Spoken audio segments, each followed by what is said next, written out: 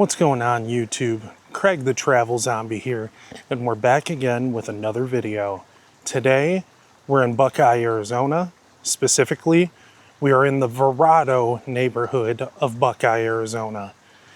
Why here? Well, this is Buckeye's own version of Main Street, USA, a place that our own beloved late friend, Adam the Woo, absolutely loved. Not necessarily Verrado, but the Disney version of Main Street, USA. And speaking of Adam, I've been seeing a lot of people talk about how they feel like they've lost a friend in Adam, and I can relate to that.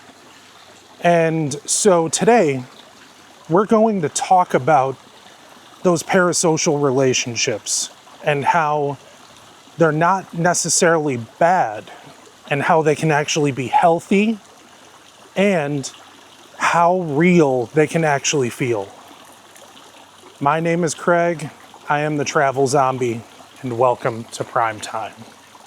So I probably should have mentioned this in the intro, but this isn't going to be your regular Travel Zombie type video. Now, this is going to be a classic Daily Woo style walk and talk. There's this stigma in society that all parasocial relationships by definition are bad. And that's just not true. Okay? Like anything, they can be good, they can be bad. Now, the good side of those is that people can find inspiration from them. But on the bad side of that is people can also take those things too far. We saw that with Adam. Adam saw that himself. Adam had stalkers. Adam had people who created whole groups, whole Reddit groups, dedicated to hating on him, which personally to me, I'll never understand why somebody would spend so much of their time hating on another person. But I digress. Some people would call a parasocial relationship having an attachment to a YouTuber, we'll say, like Adam. Some people would call it creepy. I call it emotional anchoring, because these are people that were there for us on our absolute worst days, at our absolute worst hour. When I had COVID-19, Adam was there every single day through all of it. What little energy that I had, I could just turn on the TV while I laid in bed and turn on one of Adam's videos. And even though I didn't have the energy to get out of bed that day, I still got to leave the house in some way or another. I'm going to tell you guys a story about one of the first parasocial relationships I was ever part of. For those of you who have watched this channel for any kind of substantial amount of time, you know that I am a massive professional wrestling fan. And for the longest time, my favorite wrestler was Latino Heat himself, Eddie Guerrero. In fact, we actually visited Eddie Guerrero's grave on this channel, and I'll go ahead and leave a card up here in the corner if you want to go back and watch that video, and I'll also leave a link in the description if you want to go and watch that video after you're done with this one. Eddie, for those of you who haven't seen that video, don't know who he is, whatnot, he was one of the biggest professional wrestlers there's ever been. He's probably among the top 10 most popular wrestlers that there's ever been. And there's good reason for that.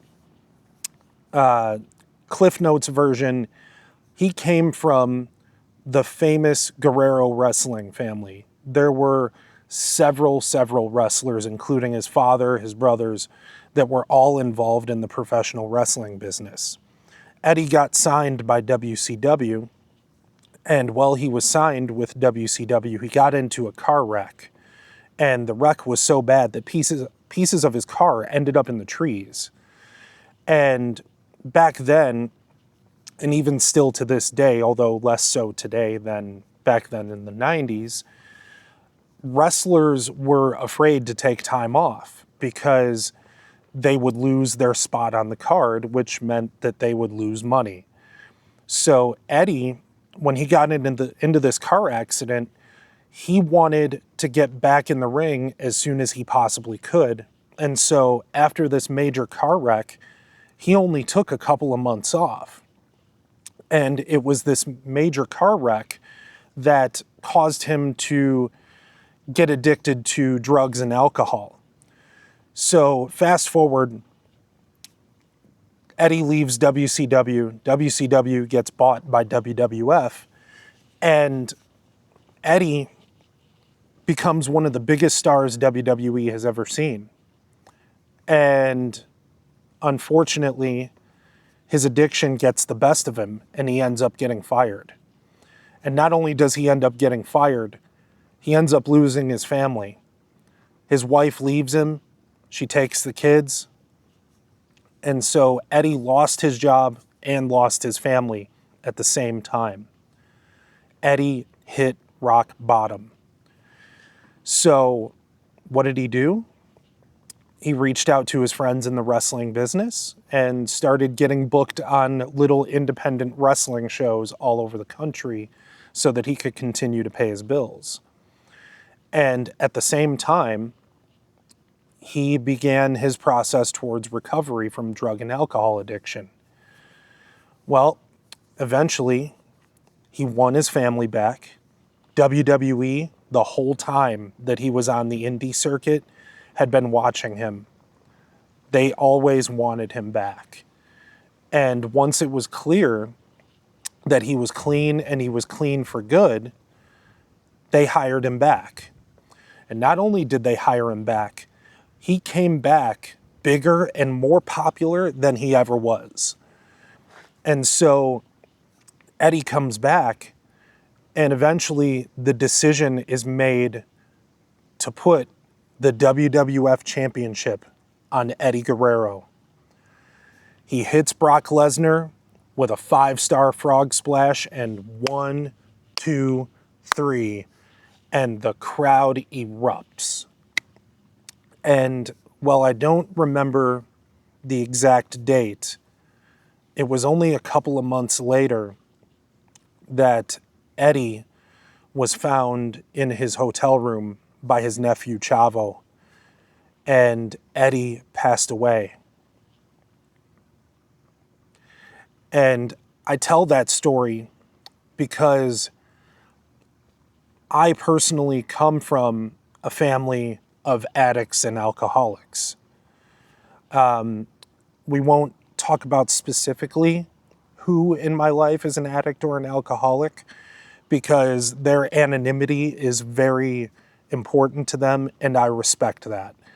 But some of the things that I saw as a child, no child should ever have to see. I am grateful that one of the most prominent people in my life got sober before I was ever born. And that is not lost on me because not everybody has that privilege. But I saw things happen to other members of my family, and it's horrifying. And so seeing Eddie Guerrero in that position, even after all of these people in my family are in recovery, it had an impact on me. And who wouldn't in my position, right? Who wouldn't be impacted by that? So when Eddie Guerrero passed away, I cried. I cried a lot. I forget how exactly I found out, but I didn't believe it at first. And So I went to WWE.com, and sure enough, there it was on the WWE.com homepage. And I went over to my friend Lorenzo's house. He lived right across the street, and he didn't have a computer. And I told him this, and he didn't believe me.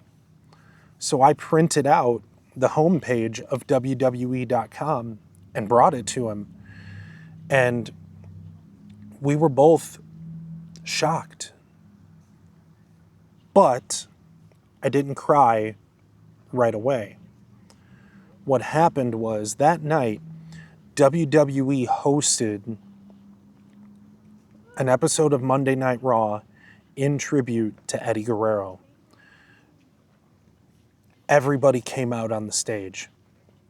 Vince McMahon and the whole roster, the backstage crew, everybody. They did a 10-bell salute, which is something that is not done often in wrestling. And they aired a tribute video package. And my mom will attest to this day.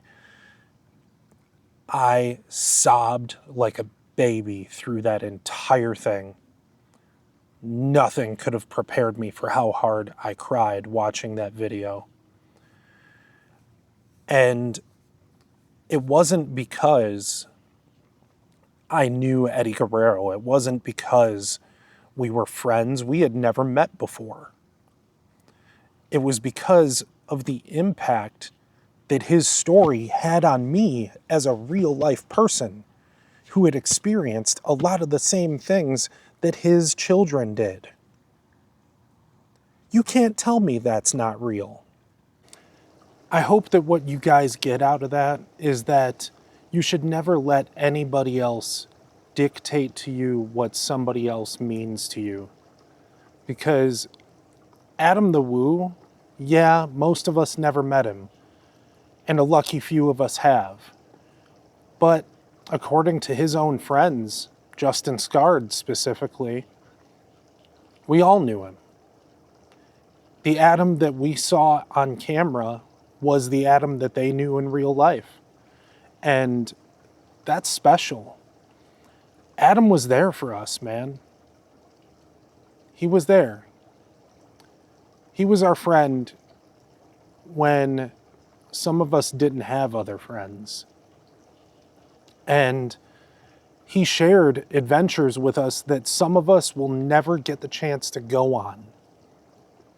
And so if somebody is trying to make you feel bad for mourning his death, for being upset about his death, be respectful like Adam would be, but don't listen to them.